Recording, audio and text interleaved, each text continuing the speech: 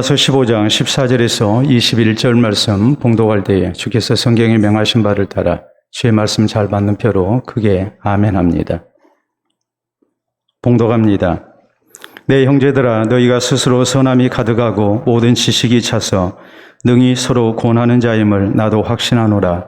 그러나 내가 너희로 다시 생각나게 하려고 하나님께서 내게 주신 은혜로 말미암아 더욱 담대히 대략 너희에게 썼노니, 이 은혜는 곧 나로 이방인을 위하여 그리스도 예수의 일꾼이 되어 하나님의 복음의 제사장 직분을 하게 하사 이방인을 제물로 드리는 것이 성령 안에서 거룩하게 되어 받으실 만하게 하려 하심이라. 그러므로 내가 그리스도 예수 안에서 하나님의 일에 대하여 자랑하는 것이 있거니와, 그리스도께서 이방인들을 순종하게 하기 위하여 나를 통하여 역사하신 것 외에는 내가 감히 말하지 아니하노라. 그 일은 말과 행위로, 표적과 기사의 능력으로, 성령의 능력으로 이루어졌으며, 그리하여 내가 예루살렘으로부터 두루 행하여 일루리곤까지 그리스도의 복음을 편만하게 전하였노라. 또 내가 그리스도의 이름을 부르는 곳에는 복음을 전하지 않기를 힘썼노니, 이는 나무 터 위에 건축하지 아니하려 함이라. 기록된 바 주의 소식을 받지 못한 자들이 볼 것이요 듣지 못한 자들이 깨달으리라 함과 같으니라. 아멘.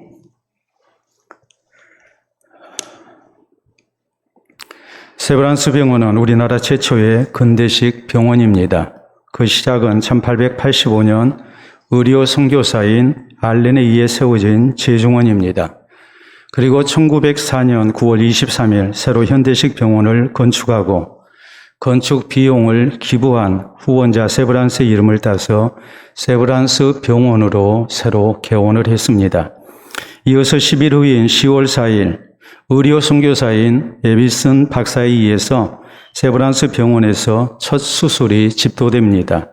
그때 그 수술은 백내장 수술이었습니다.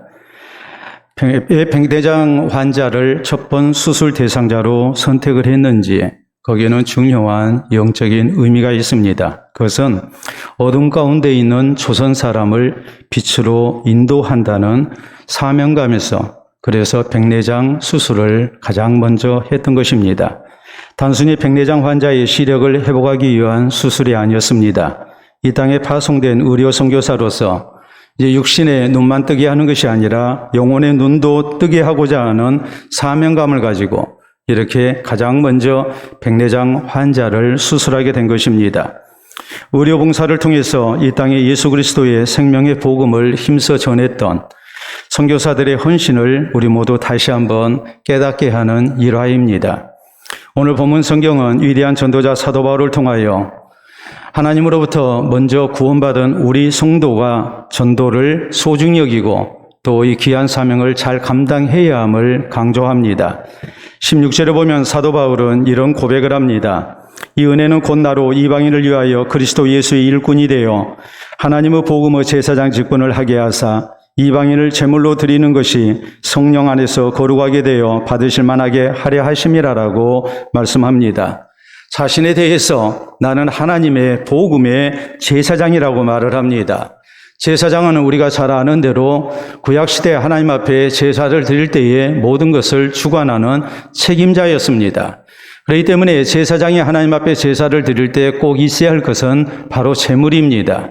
따라서 사도 바울이 자신은 하나님의 복음의 제사장으로서 이렇게 이방인을 제물로 바친다는 그 의미가 뭐겠습니까? 이방인에게 하나님의 복음을, 즉 예수 그리스도의 복음을 전한 가운데 저희가 믿고 구원 얻어서 하나님 앞에 영광을 돌려드릴 수 있도록 저희를 제물로 바치는 아름다운 전도의 사명을 본인은 잘 감당하겠다고 이렇게 말씀을 하고 있는 것입니다. 그러므로 사랑하는 성도 여러분, 우리 모두 본문 성경을 통해서 사도 바울이 이 하나님의 복음의 제사장 직분을 어떻게 감당했는지 살펴봐야 합니다. 그래서 먼저 구원받은 우리 성도도 사도 바울처럼 이 시대에 하나님의 복음의 제사장으로서의 사명을 받았다는 것을 기억하면서 우리 모두 이 직분을 잘 감당하는 일꾼들이 되어야 될 것입니다. 그러면 우리 성도는 어떤 신앙 자세로 하나님의 복음의 제사장 직분을 감당해야 합니까? 첫째로 우리는 하나님의 복음의 제사장 직분을 하나님께서 은혜 가운데 내게 주신 사명이라고 믿어야 합니다. 14절에 보면 바울 사도는 로마 교회 성도들에게 이런 말씀을 합니다. 내 형제들아, 너희가 스스로 선함이 가득하고 모든 지식이 차서 능히 서로 구원하는 자임을 나도 확신하노라라고 말합니다. 로마 교회 성도들이 지금 자원적으로 기쁨 가운데 신앙생활을 잘하고 있습니다. 이것을 바울은 크게 칭찬합니다. 그런가 하면 저희가 서로 위로하고 권면하는 가운데 어려운 중에도 바르게 잘 믿어보려고 신앙생활 잘하려고 애쓰는 것, 이것이 참으로 귀한 일이고 감사한 일이고 하나님께 영광이 되는 일임을 이렇게 인정하고 칭찬을 합니다. 그리고 이어서 15절에 말씀합니다. 그러나 내가 너희로 다시 생각나게 하려고 하나님께서 내게 주신 은혜로 말미암아 더욱 담대히 대량 너희에게 썼노니라고 말합니다. 이렇게 신앙생활 잘하고 있는 로마 교회 성도들에게 왜 이렇게 로마서를 써보내게 됐는가? 그 모든 것은 로마 교회 성도들이 더욱 신앙생활을 잘할 수 있도록 저희를 돕기 위해서 이렇게 로마서를 써보내는 거라고 바울은 강조하고 있습니다. 그리고 이어서 16절에 있는 말씀을 보면 이 은혜는 곧 나로 이방인을 위하여 그리스도 예수의 일꾼이 되어 하나님의 복음의 제사장 직분을 하게 하사 이방인을 제물로 드리는 것이 성령 안에서 거룩하게 되어 받으실 만하게 하려 하심이라라고 말씀합니다. 바울은 자기의 사명을 따라서 로마 교회를 이렇게 도와야 하는 책임이 있다는 것을 밝히고 있는 겁니다. 지금 로마 교회 성도들이 사도의 도움 없이도 신앙생활을 잘하고 있지만 바울 사도는 자신은 이방인을 위한 하나님의 복음의 제사장으로 세움을 입은 사람이기 때문에 이방 교회인 로마 교회를 외면해서는 안 된다는 말이죠. 이 로마 교회를 위해서 저희에게 예수 그리스도의 복음을 밝히 전하는 것이 자신에게 주어진 사명인 것을 강조하면서 이 사명 감당 때문에 자신은 이런 서신을 써보낸 가운데 로마 교회 성도들에게 예수 그리스도의 복음을 전하고 있는 거라고 이렇게 말씀을 하고 있습니다. 우리가 이 사실을 생각하면서 우리가 하나님의 복음의 제사장 직분을 잘 감당하기 위해 우리에게 가장 먼저 필요한 자세가 무엇인가를 생각해야 합니다. 그것은 전도는 하나님께서 내게 주신 귀한 사명이라고 믿는 것입니다. 바울 사도에게만 하나님께서 전도의 사명을 주신 것이 아니라 우리 모두에게도 동일하게 예수 그리스도의 복음을 증거해야 할 사명이 주어졌다는 사실을 우리가 잊어서는 안 된다는 말입니다. 우리가 성경 고린도서 5장 18절에 있는 말씀을 보면 하나님께서는 그리스도를 통하여 우리를 자기와 화목하게 하시고 또한 우리에게 화목케 하는 직분을 주셨다고 이렇게 말씀합니다. 하나님은 예수 그리스도를 통해서 죄인된 나와 하나님 사이에 화목이 이루어지게 하셨습니다. 우리의 모든 죄를 용서받고 우리가 구원 얻어서 하나님의 자녀가 되게 하시고 하나님과 우리 사이 원수된 것을 우리 주님께서는 없애주셨습니다. 그래서 우리가 하나님과 화목한 백성이 된 겁니다. 그러나 여기서 그치는 것이 아니라 이제 또 우리를 통해서 예수 그리스도의 복음을 전해 듣고 하나님과 화목한 백성들이 많아지도록 우리에게 화목하게 하는 직분을 주셨다고 이렇게 성경은 분명하게 말씀을 하고 있습니다. 예수 그리스도의 복음을 증거하는 것, 그래서 그리스도를 통해서 원수된 사람들이 하나님과 화목하게 만드는 것, 이것은 바울 사도에게만 주어진 사명이 아니라 우리 모두에게도 먼저 구원 얻은 성도에게 마땅히 우리 주님이 하라고 주신 사명이라는 것을, 직분이라는 것을 우리가 잊어서는 안 된다는 말입니다. 그렇기 때문에 우리가 성경에 보면 우리 예수님께서 제자들을 이렇게 부르십니다. 어부였던 제자들 부르시면서 내가 너희를 사람 낚는 어부가 되게 하리라라고 말씀하십니다. 우리 예수님께서는 고기 잡던 어부였던 제자들에게 고기를 더 많이 잡게 하기 위해서 저희를 부르신 게 아닙니다. 우리 예수님은 분명히 저희를 통해서 더 많은 사람들이 예수 그리스도를 구주로 믿게 하려고 저희를 먼저 주의 제자로 부르셨다고 말씀합니다.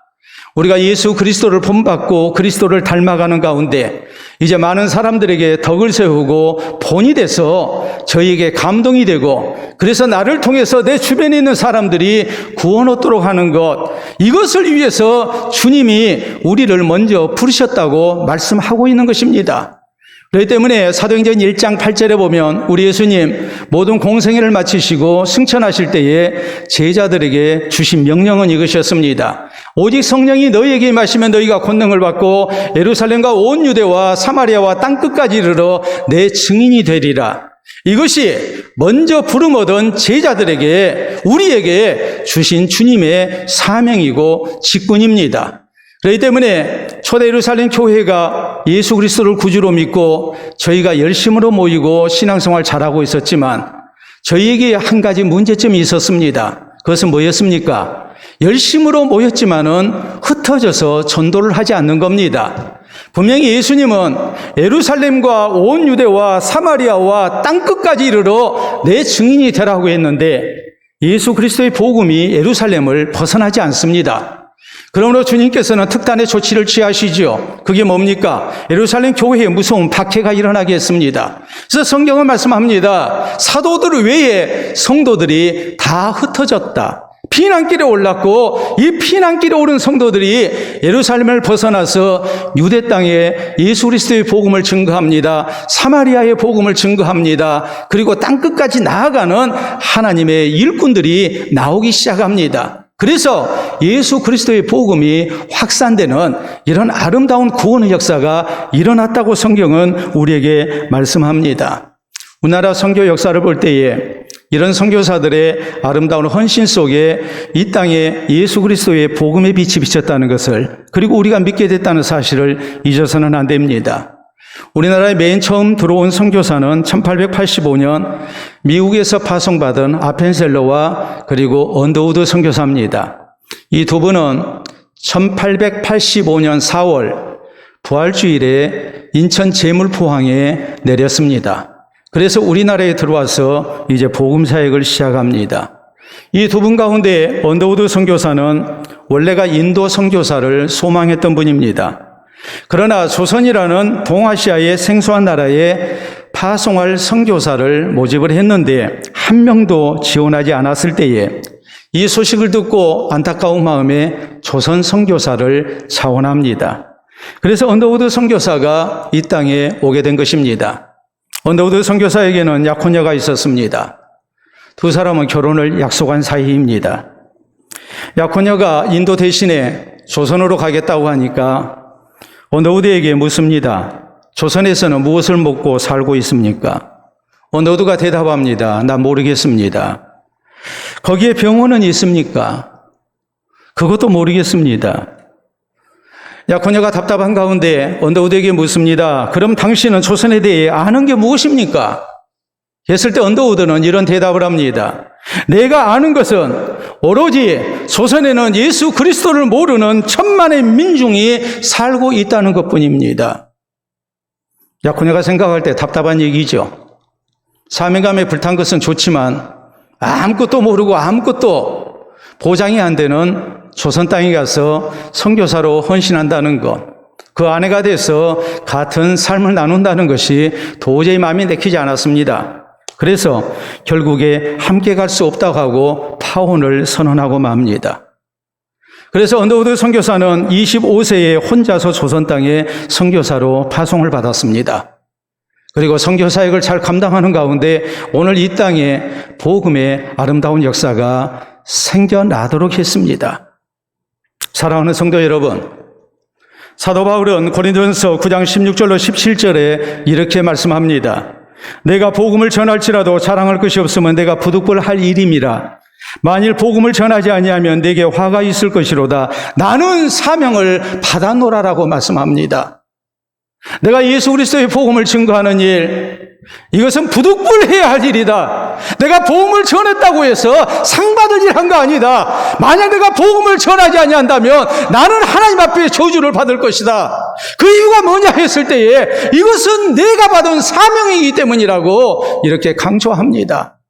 마땅히 해야 할 일이라는 말이요, 이것을 외면해서는 안 된다는 말이요, 이 책임을 다하는 것이 내가 꼭 감당해야 할 부분이라는 것을 바울은 선포합니다. 마찬가지입니다. 우리 성도도 사도 바울처럼 먼저 구원받은 성도로서 전도의 사명을 받았다는 것을 잊어서는 안 됩니다. 하나님의 복음의 제사장 직분, 이것을 하나님께서 은혜 가운데 내게 주셨다는 사실을 생각하고 우리는 이것을 참으로 주님께 받은 귀한 사명이라고 믿어야 합니다. 그래서 하나님의 복음의 제사장으로서 힘써 전도하는 우리 모두가 될 수 있기를 바랍니다. 둘째로 우리 성도는 하나님의 도우심을 믿는 가운데 하나님의 복음의 제사장 직분을 감당해야 합니다.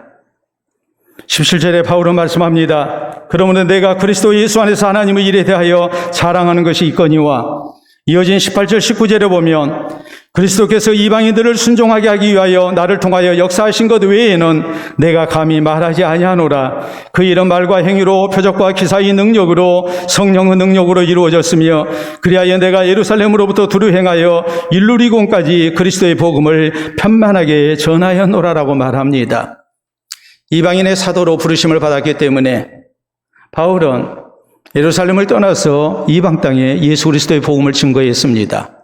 그런 말합니다. 나는 예루살렘에서 일루리곤까지 편만하게 주의 복음을 증거했다. 일루리곤은 오늘날의 알바니아입니다. 우리가 지도를 놓고 보면 로마의 바다 건너편에 있는, 이탈리아 반도 건너편에 있는 유럽 땅이 바로 알바니아입니다. 그렇기 때문에 예루살렘에서 일루리곤까지 사도 바울의 복음을 증거했다는 것, 그것은 무엇을 의미합니까? 바울은 굉장히 넓은 이방인 지역에 그리스도의 복음을 증거하는 사도로서의 그런 헌신을 했다는 뜻입니다. 많은 어려움이 있을 수밖에 없죠. 또 박해를 받았습니다. 그러나 이 모든 것을 잘 감당할 수 있었던 것, 그것은 하나님께서 함께 하시고 도우신 결과였음을 바울은 고백합니다. 성령의 능력을 하나님께서 허락하셨습니다. 하나님의 놀라운 표적과 기적이 있게 하셨습니다. 그래서 이방인들이 믿고 하나님의 백성이 되는 역사가 일어나게 하셨습니다. 바울의 고백은 이것입니다. 내가 예루살렘을 벗어나서 일루리곤까지 예수 그리스도의 복음을 증거할 수 있었던 것, 내가 이방인의 사도로서 또 하나님의 복음의 제사장 직분을 맡은 자로서 이방인들을 하나님 앞에 제물로 드릴 수 있었던 것, 이 모든 것은 나의 능력이나 경험으로 말재주로 되어진 것이 아니라고 말합니다. 순전히 하나님께서 함께 하시고 도와주셨기 때문에 가능한 일이었다고 바울은 고백하고 있는 것입니다. 그렇기 때문에 우리가 잘 아는 성경 빌립보서 4장 13절에 바울은 이렇게 고백합니다. 내게 능력 주시는 자 안에서 내가 모든 것을 할 수 있느니라. 내가 어떤 상황에 놓여있든지 어떤 형편을 만났든지 어떤 환경에서든지 예수 그리스도의 복음을 증거하는 사역자의 길을 갔을 때 하나님께서 내게 능력을 주셔서 그 모든 환경 속에서 주신 사명을 잘 감당하게 해주셨다고 말합니다. 골로새 교회를 위해서 쓰고 있는 골로새 1장 29절에 있는 말씀을 보면 바울은 또 이렇게 말합니다. 내게 능력 주신 애 안에서 내가 모든 것을 할 수 있었다고 빌립보 교회에 고백을 했는데 골로새 교회에는 바울은 말하기를 나도 내 속에서 능력으로 역사하시는 이의 능력을 따라서 힘을 다하여 수고하노라라고 말합니다.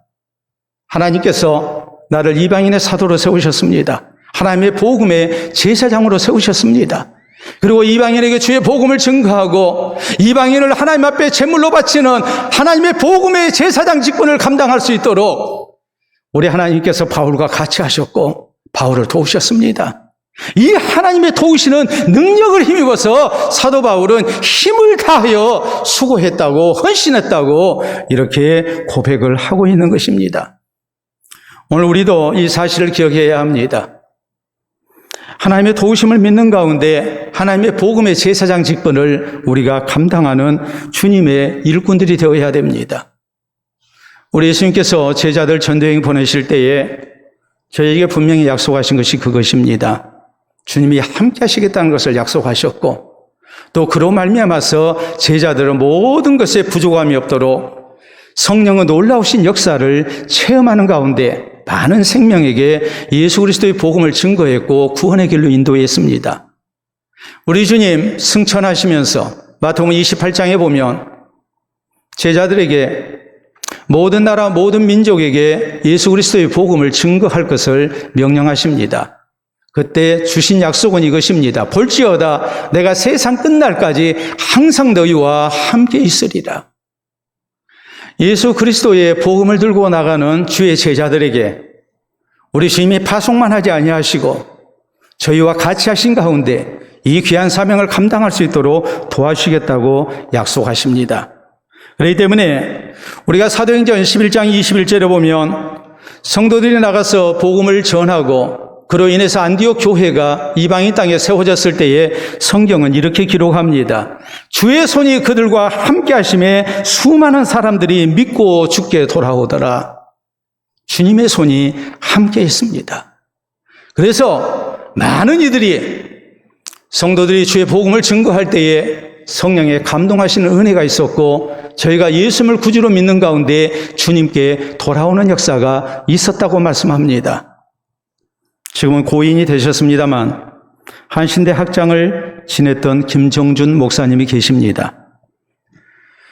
이분이 젊은 날 김천에서 목회를 하시다가 폐결핵에 걸리고 말았습니다. 얼마나 병이 중했던지 폐를 하나를 절제를 하고 또 나머지도 감염이 돼서 그래서 생명이 위험한 지경에 빠지고 말았습니다. 의사가 진찰해 보니 살아날 가망이 없습니다. 그래서 결국 마산 결핵요양원에 입원을 하시게 됐습니다. 폐결핵 환자가 마산 결핵요양원에 입원을 했다는 것은 이제 죽는 일만 남았다는 것을 의미합니다. 거기서 죽음을 기다려야 합니다. 의사가 하는 얘기가 잘해야 3개월 살 수 있다고 얘기합니다. 너무나 청천벽력 같은 그런 결과였습니다. 목사님은 하나님께 눈물로 기도하십니다. 하나님, 내가 하나님 일에 헌신됐는데 왜 나를 이렇게 힘들게 하십니까? 이러실 수가 있습니까? 도대체 하나님의 뜻이 무엇입니까? 그럴 때에 성령께서 목사님께 주신 음성이 있었습니다. 내가 너를 이리로 보낸 목적이 있다, 뜻이 있다. 너는 여기에서 다른 환자들을 돌보고 저희에게 복음을 전하라라고 말씀하십니다. 처음에는 이 말씀이 이해가 되지 않았습니다. 그런데 곧 하나님의 뜻을 깨닫게 됩니다. 사실 마산 결핵요양원에 온 환자들은 삶의 끈을 놓고서 죽음을 기다리고 있는 환자들입니다. 가족에게 버림받았습니다. 세상에게 버림받았고 의사도 포기한 환자들입니다. 저희에게 예수 그리스도의 복음을 증거할 수 있는 사람이 없습니다. 왜냐하면 폐결핵은 감염의 위험이 크기 때문입니다. 그러므로 어느 누구도 이런 환자들을 가까이 하지 않습니다. 근데 김정준 목사님은 본인이 폐결핵 환자이기 때문에 저들과 함께 생활하며 저희에게 예수 그리스도의 복음을 얼마든지 전할 수 있는 그런 사람이었습니다. 하나님의 뜻을 깨달은 겁니다. 하나님께서 이들을 불쌍히 여기시고 이들을 구원하시기 위해서 나를 폐결핵 걸리게 하시고 이곳으로 보내셨구나. 그것을 깨닫고 그때부터 살고 죽는 것은 다 하나님께 맡겨버리고 환자들을 돌보기 시작합니다. 저희에게 음식을 먹여주고 대소변을 받아냅니다. 물수건으로 몸을 닦아줍니다. 하루 3번씩 꼭 성경을 읽어줍니다. 저희를 위해서 기도하고 함께 찬송합니다. 저희가 예수 그리스도를 구주로 영접하고 천국의 백성이 되게 합니다. 그리고 세상 떠날 때 임종 예배를 드려줍니다. 그래서 거기에서 복음을 전하는 사역자로 이렇게 헌신됩니다. 의사들이 처음에는 만류했습니다. 당신 그러다가 3달도 못 산다. 그만해라. 그런데 이미 죽음을 초월한 하나님께 죽고 사는 것을 다 맡겨버렸기 때문에 계속해서 이 사람들에게 복음을 전하는 것이 자신의 사명이라 생각하고 열심으로 복음 전하는 일을 멈추지 않았습니다. 그럴 때 하나님의 놀라운 기적이 나타나기 시작합니다. 이분이 치유를 받은 겁니다. 병세가 호전됐습니다. 결국 마산 요양원에 요양원 교회를 세우고 사역을 하시다가 이분은 건강한 몸으로 퇴원을 하시게 됩니다. 그리고 목회를 계속하시다가 영국 유학 가서 박사학위를 따서 연대 교수로 재직하시고 나중에는 한신대 학장으로 이렇게 봉직하시고 은퇴를 하셨습니다. 이분은 폐가 4분의 1밖에 남지 않았는데 그 4분의 1 남은 폐로 무려 30년 이상을 사셨습니다. 사람들은 김정주 목사님에게 참으로 놀라운 아름다운 별명을 지어줬습니다. 그 별명은 이것입니다. 관 속에서 나온 사람. 관 속에서 나온 사람. 죽음의 문턱까지 갔다가 나오는 정도가 아니라 다 죽었다고 생각한 사람이 하나님께서 내게 맡기신 사명을 감당하고자 했을 때에 하나님과 함께 하시고 도우셔서 그 사명 잘 감당할 수 있도록 건강도 주시고 아름다운 열매도 허락해 주신 가운데 건강한 사람도 감당하지 못할 놀라운 하나님의 역사를 감당하는 사람으로 귀하게 쓰임받았음을 이 관 속에서 나온 사람이라는 말을 통해서 이제 이렇게 기억하기를 원했던 겁니다. 사랑하는 성도 여러분, 그렇습니다. 우리 모두 하나님의 도우심을 믿는 가운데 하나님의 복음의 제사장 직분을 감당해야 합니다. 내가 말 못하고 내가 능력 없고 내가 경험도 없다 할지라도 우리는 우리가 전도할 때에 성령께서 함께 하시고 도와주실 것을 굳게 믿어야 합니다. 그래서 이방인을 제물로 드리는 아름다운 은혜를 허락받는 우리 모두가 될 수 있기를 바랍니다. 셋째로 우리 성도는 하나님의 복음의 제사장으로서 모든 사람에게 힘써 전도해야 합니다. 19절 하반절에 바울은 이렇게 말합니다. 내가 예루살렘으로부터 두루 행하여 일루리곤까지 그리스도의 복음을 편만하게 전하였노라. 편만하게라는 말은 골고루 전했다는 말이죠. 될수록 많은 사람들에게 최선을 다해서 전도했다는 말입니다. 혹시라도 복음을 듣지 못한 사람이 있지 아니한가? 그러면서 그들에게 최선을 다해서 복음을 전한 겁니다. 20절, 21절에 보면 또 내가 그리스도 이름을 부르는 곳에는 복음을 전하지 않기를 힘썼노니 이는 나무 터 위에 건축하려 하지 아니하려 함이라. 기록된 바 주의 소식을 받지 못한 자들이 볼 것이요 듣지 못한 자들이 깨달으리라 함과 같으니라라고 말씀합니다. 아직 예수 그리스도의 복음을 받지 못한지요 또 예수 그리스도의 복음을 듣지 못한 이방인들에게 힘써 전도한다는 말입니다. 그래서 이방인들을 하나님 앞에 제물로 드리기를 힘썼노라고 바울은 강조합니다. 우리 성도도 하나님의 복음의 제사장으로서 우리는 믿지 않는 모든 사람에게 힘써 전도해야 합니다. 그래서 이방인을 제물로 하나님 앞에 드리는 사람들이 되어야 됩니다. 특별히 우리는 우리 주위의 불신자들에게 열심으로 전도해야 하고 최선을 다해서 전도해야 합니다. 우리가 성경을 보면 예수 그리스도의 복음은 어떤 특정 부류의 사람에게만 해당되지 않습니다. 하나님 앞에 모든 인생이 죄인이요 구원받아야 합니다. 또 예수 그리스도 안에서 유대인이나 이방인이나 차별이 없이 누구든지 주의 이름을 부르는 자는 다 구원 얻을 수 있습니다.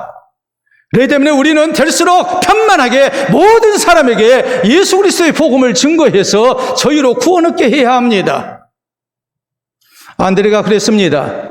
안드레가 예수님을 만나고 예수님의 제자가 됐을 때 그는 제일 먼저 자기 형 시몬을 주님 앞에 데리고 나옵니다.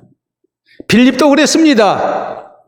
빌립은 자기 친구 나다나엘을 예수님께 데리고 나옵니다. 마태도 그랬습니다. 마태는 자기 직장 동료들을 예수님 앞에 데리고 나옵니다. 수가성에 죄 많은 여인도 그랬습니다.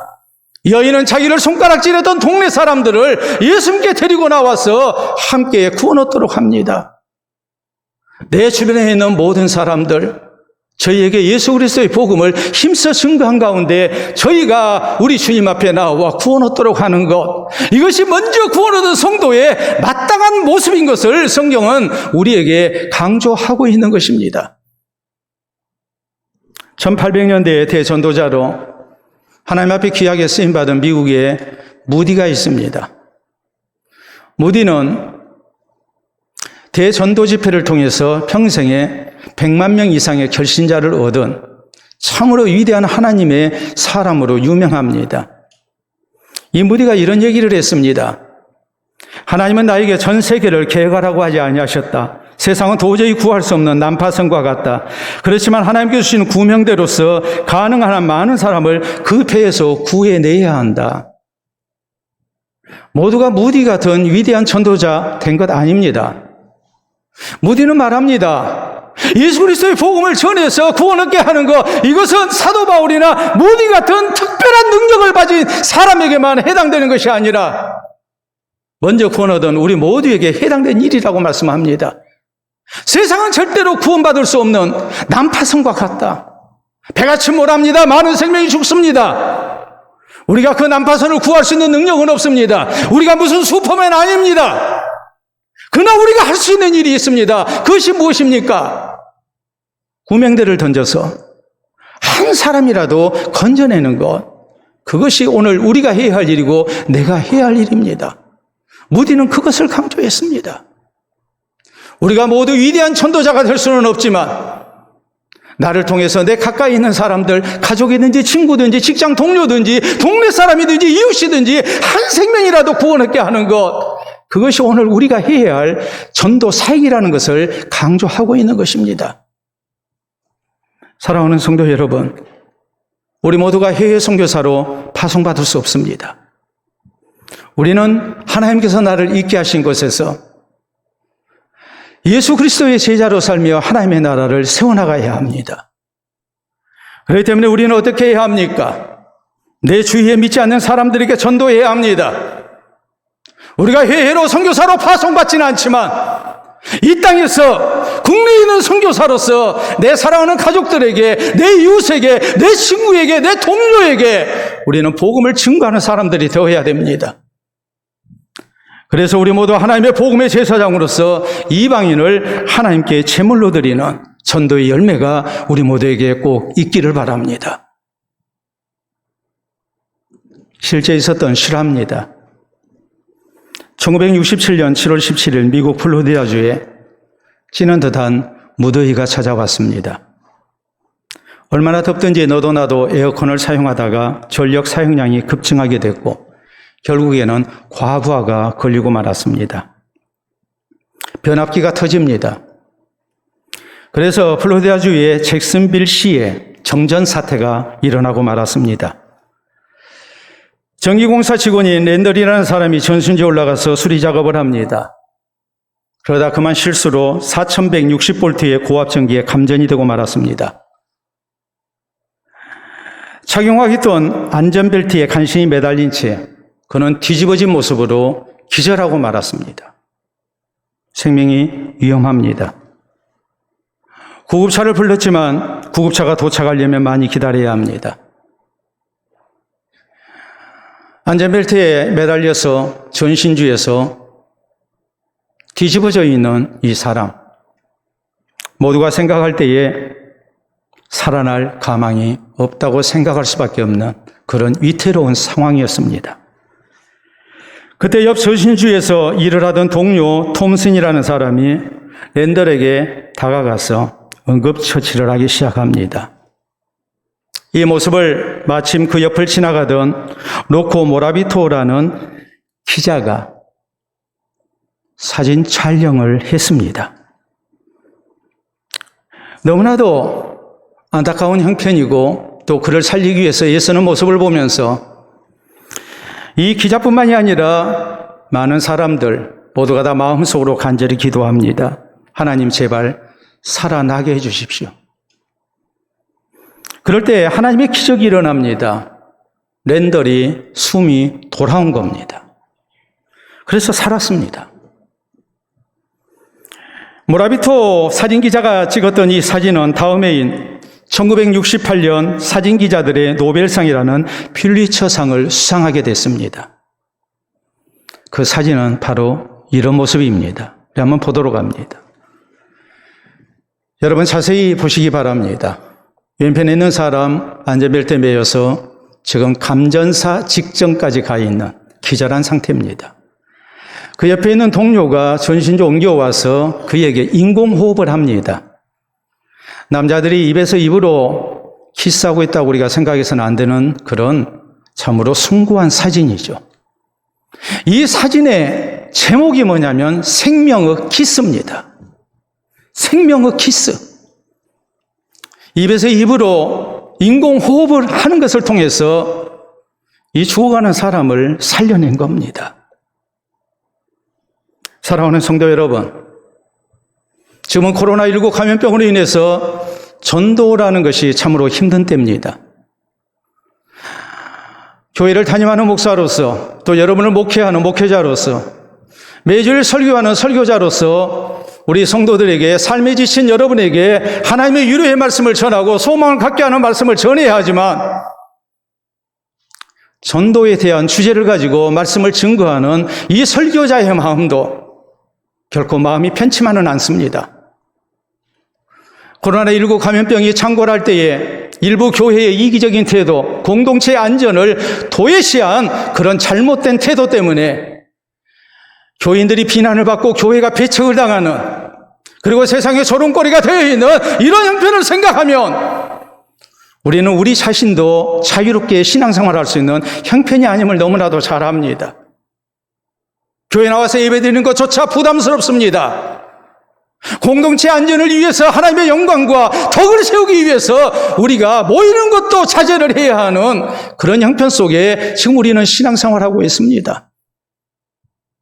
교회에 대한 비난과 좋지 못한 시선 때문에 우리 자신 스스로 위축되어 있는 이런 상황 속에서 우리가 예수 그리스도의 복음을 증거한다는 것, 그것은 절대 쉬운 일 아닙니다. 그러나 우리는 해야만 합니다. 왜입니까?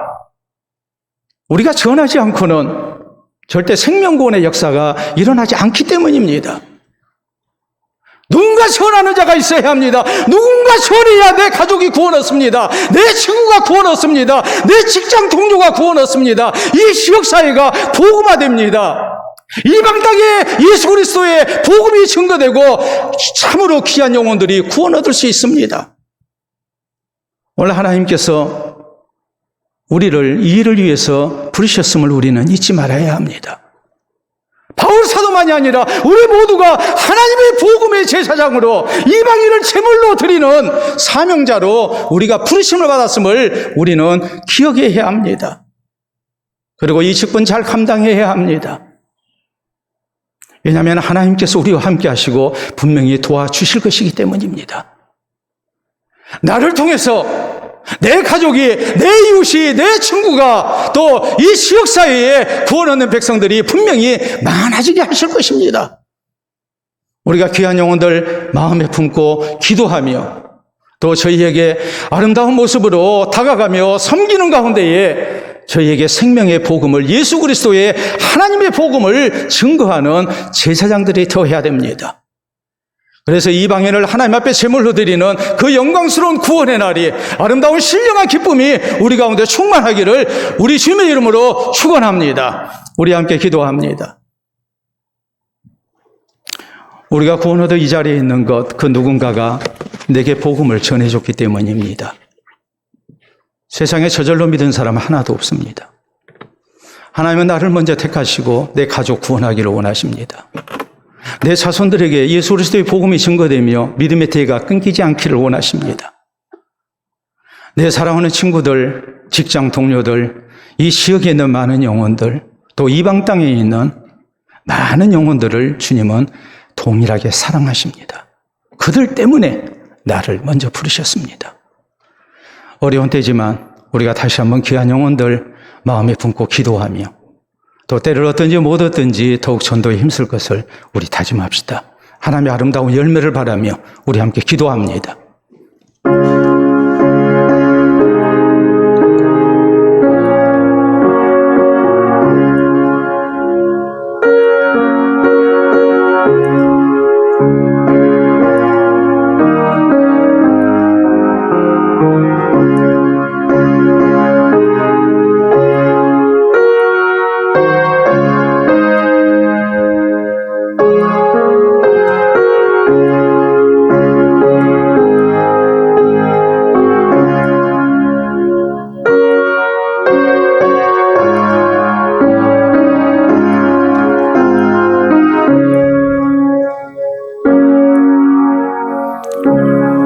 이 시간도 살아계신 우리 아버지 은혜를 진심으로 감사합니다.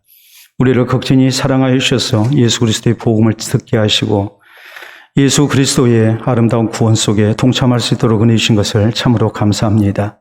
뿐만 아니라 우리를 먼저 택하셔서 우리를 통해 사랑하는 가족과 이웃을 구원의 길로 인도하기를 원하시는 하나님의 뜻을 또한 헤아릴 수 있도록 은혜 주신 것도 감사합니다. 바울 사도처럼 우리가 하나님의 복음의 제사장의 직분을 맡은 자로 이방인들을 주님 앞에 제물로 드리기를 원합니다. 살아계신 하나님께 받은 귀한 사명, 주께서 함께 하시고 도와주심을 굳게 믿고 우리가 열심으로 복음을 증거하게 하여 주시옵소서. 귀한 영혼들을 놓고 기도하며 저희를 포기하지 않도록 도와주시옵소서. 그래서 하나님의 때에 아름다운 모습으로 구원 얻는 역사가 일어나게 하시고 주의 성호를 찬미하며 우리가 함께 신앙생활하며 함께 하나님 나라를 향해 나아가는 거룩한 역사가 있도록 주님이여 인도해 주시옵기를 원합니다. 이 시대의 사도 바울과 같이 우리가 귀하게 쓰임받게 하시고 사도 바울처럼 이방인들을 하나님 앞에 제물로 드리기에 게으르지 않도록 우리 사랑하는 성도들을 공고하시고 전도의 뜨거운 열정을 허락하여 주시옵소서. 성령의 감동 감화하신 은혜가 복음을 전할 때 또한 나타나게 하셔서 강팍한 심령들이 마음문이 열려 예수 그리스도의 복음을 듣게 하시고 함께 구원 얻는 역사가 나타나도록 하나님이여 인도해 주시옵기를 원합니다. 특별히 새로운 파송을 준비하고 계시는 우리 이정철 최미선 선교사님에게 하나님 은혜를 더하여 주시고 바울사도에게 주신 귀한 하나님의 복음의 제사장의 직분을 잘 감당할 수 있도록 우리 주님께서 능력으로 덧입혀 주시옵기를 원합니다.